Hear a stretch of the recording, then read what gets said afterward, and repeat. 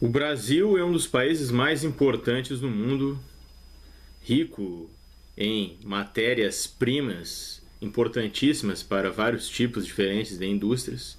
O país tem o maior litoral do mundo, tem reservas importantíssimas de petróleo, né? O pré-sal, uma das maiores reservas de petróleo descobertas dos últimos anos. O Brasil tem reservas de minérios que podem ser usados para a produção de energia nuclear. Tem reservas de água potável em abundância, né? Tem reservas ricas em biodiversidade, florestas que ainda não foram muito bem exploradas cientificamente, né? Como a Amazônia em especial. Tem vastas terras férteis. Então, não é exagero dizer, né, que o Brasil é um dos celeiros do mundo, né, como muitos dizem por aí, né? Realmente é um país extremamente importante. E estamos agora, né, próximos aí a mais uma eleição, ao desfecho aí do primeiro turno do Teatro da Democracia Liberal Representativa, certo? E sob a ameaça, mais uma vez, né, aí da sombra, né, sombra fantasmagórica aí do autoritarismo. Dessa vez é um fascismo de segunda mão, que lembra muito a chamada via chilena, né? E uma ameaça que é representada aí pela figura do candidato que aparece em primeiro lugar nas pesquisas, né, que é um sujeito que com frequência vem ostentando um discurso violento contra minorias, contra a democracia, discurso machista, homofóbico, racista, né? Faz apologia frequentemente à ditadura militar que ocorreu no Brasil e durou 21 anos, né? de 64 até o início dos anos 80, né? É um sujeito que tem aí como ídolo, né? Ele cultua a figura de um torturador, né?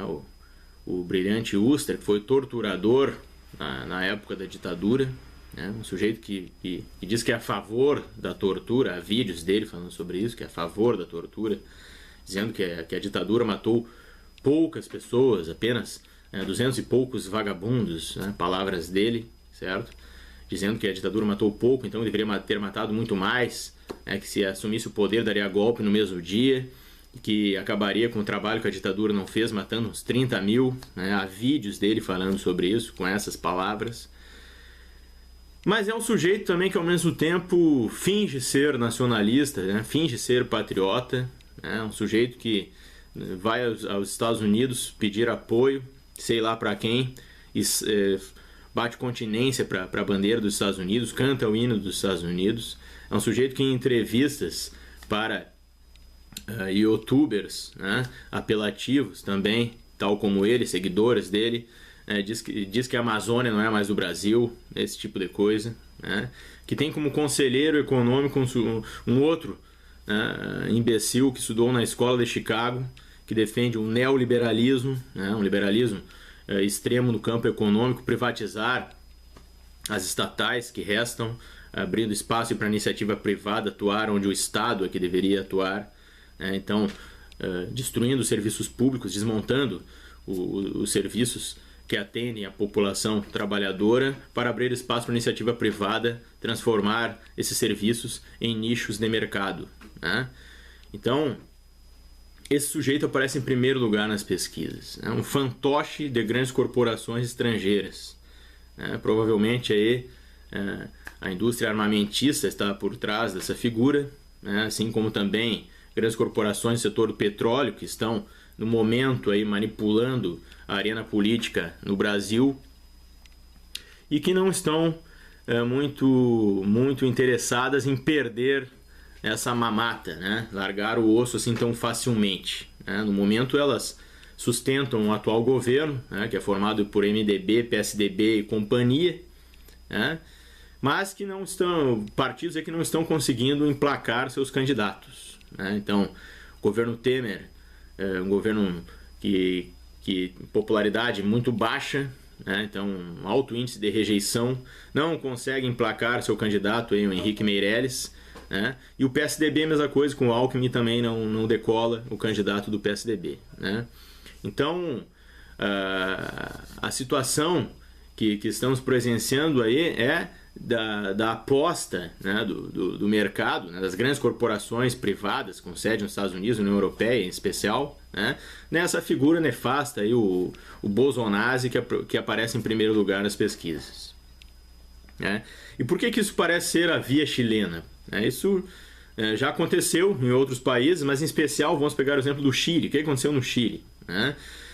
No Chile, um ditador, né, o Pinochet, né, assumiu o poder dando um golpe militar no Salvador Allende, né, que era um presidente que tinha sido eleito democraticamente, né, do Partido Socialista, né, no Chile. Foi derrubado de uma forma violenta, né, foi assassinado, metralhado. Há fotos disso aí, né, embora a versão oficial tenha sido de que ele se suicidou. Tá? O Palácio do Governo do Chile foi bombardeado na época desse golpe. E o que aconteceu? Quando esse militar assume o poder lá no Chile, no campo econômico ele vai se aproximar então das ideias liberais extremistas, né, no chamado neoliberalismo. Então, alguns economistas da escola de Chicago, né, vão aconselhar o governo do Pinochet que no campo econômico privatiza estatais e serviços públicos, até mesmo a educação, né, se torna privada, né? E no campo político vai agir de uma forma autoritária, violenta, conservadora, reprimindo a população com muita violência, reprimindo com extrema violência qualquer tipo de oposição. Muitas pessoas foram assassinadas, né? Então, pessoas foram presas, torturadas, assassinadas, né, ou tiveram que fugir do Chile. E o que aconteceu no campo econômico? Beneficiou as grandes empresas, né, as grandes corporações estrangeiras que foram sugar as riquezas do Chile, e isso por um bom tempo, né? Também no Brasil, quando houve o golpe militar em 64, já fiz um vídeo sobre isso, né? Você pode procurar aqui no canal Coruja Livre, sobre a ditadura civil-militar no Brasil, que durou 21 anos, né? Algo muito semelhante também aconteceu. Então, para evitar que o país se tornasse um pouquinho, que seja mais independente, fazendo aí parcerias com os inimigos dos Estados Unidos, né, e podendo prejudicar os interesses das grandes corporações que têm sede nos Estados Unidos e União Europeia, na época ainda não era, né, a União Europeia, né?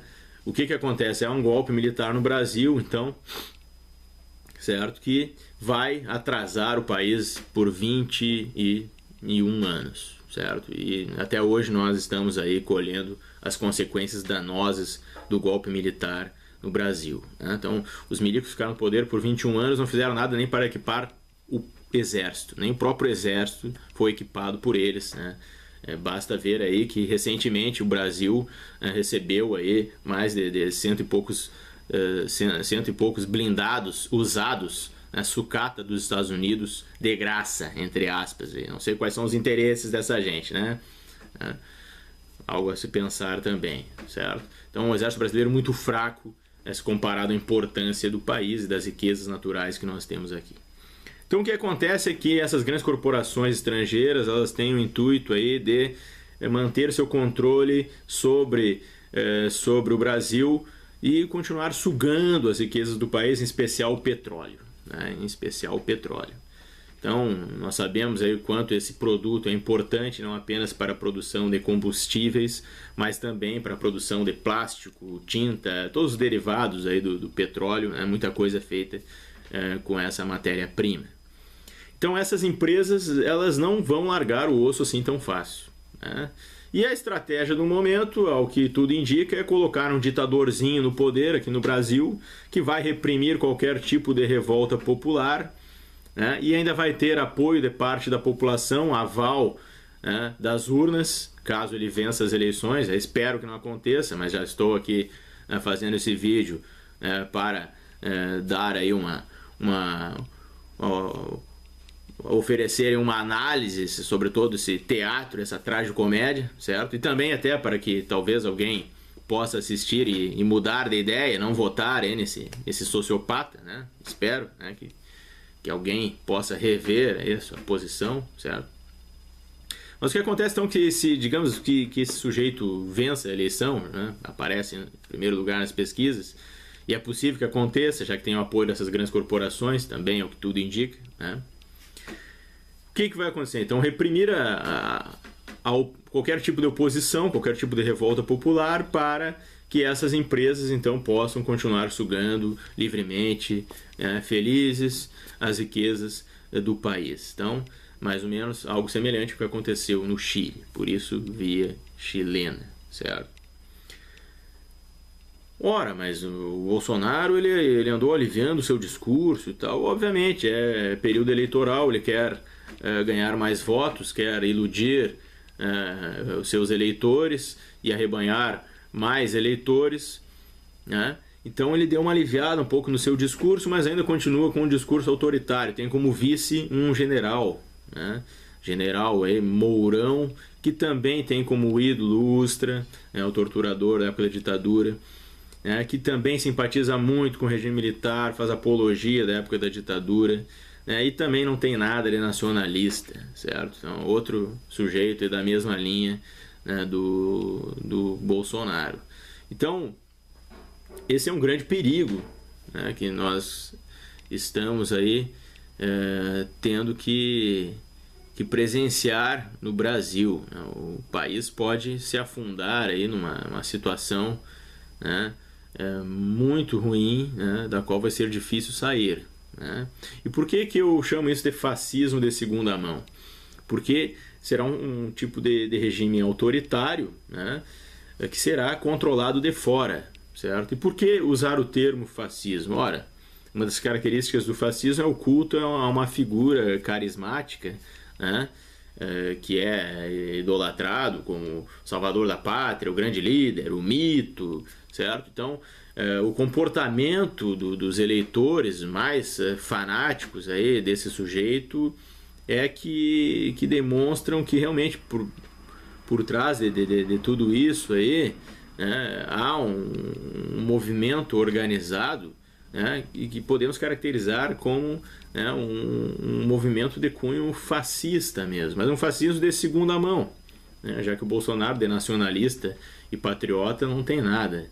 Né, ele vai ser o fantochezinho então das grandes corporações estrangeiras que vão o usar para, né, conter as revoltas populares, reprimir a população aqui, facilitar a exploração sobre a classe trabalhadora no Brasil dessa forma, né? E também que essas empresas continuem podendo sugar livremente as riquezas do país. Então é bom repetir isso aí, é bom frisar muito bem isso aí, né? O Brasil pode perder a oportunidade de, né, crescer, se desenvolver, pode acabar estagnando mais uma vez e até retroceder, né, para uma situação muito mais degradante, muito mais pesada e negativa, certo? Se acontecer aí desse sujeito vencer as eleições, tá? Mas também nós sabemos, né, que mesmo que ele não vença as eleições, é possível que esse plano continue sendo desenvolvido, né? Porque, como eu também já falei, né, mais uma vez aqui nesse mesmo vídeo, essas grandes corporações não vão desistir assim tão facilmente. Né? Por quê? Né?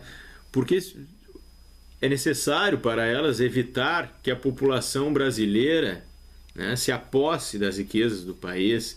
É necessário para elas evitar qualquer tipo de ameaça de que isso aconteça, de que o Brasil se torne um pouco mais independente, que a população brasileira desperte, né, politicamente e comece realmente a buscar autonomia, comece a se organizar, comece a buscar, tentar se auto governar, usando as riquezas do país para desenvolver a própria sociedade brasileira. Né? Então, usando as riquezas do país para melhorar a qualidade de vida da população brasileira e não apenas uma minoria que controla a arena política no Brasil, né, e de quem patrocina essa gente, certo? Que são grandes corporações privadas, né, que são por trás aí desses políticos, esses fantoches políticos. Né? Então, O Brasil podia ser realmente uma grande potência, tem recursos para tal, né? Com a descoberta do pré-sal, o Brasil poderia ter dado um grande salto, né? Já poderia ter dado esse grande salto, né? Mas no momento estamos pagando aí combustíveis, né, com valores caríssimos, né? A gasolina é mais de R$ 5, um absurdo. Daqui a pouco não vamos poder mais nem mesmo, né, nos locomovermos nesse país, né? Então, no momento que a população despertar, acordar, se revoltar contra isso, o que já está acontecendo, né, isso pode acabar levando para uma situação aí que vai fugir ao controle dessas grandes corporações que estão manipulando a política no Brasil. Elas não querem que isso aconteça, né? Não querem que isso aconteça. Então, o plano de colocar um fantochezinho, ditadorzinho no poder é no momento aí o mais adequado aos seus interesses, né? Por isso nós temos que fazer o possível para atrasar a realização desse plano, certo? Nós temos que começar a debater sobre isso, espalhar informação, né, antes que seja tarde demais, né? Pelo menos temos que tentar atrasar esse processo.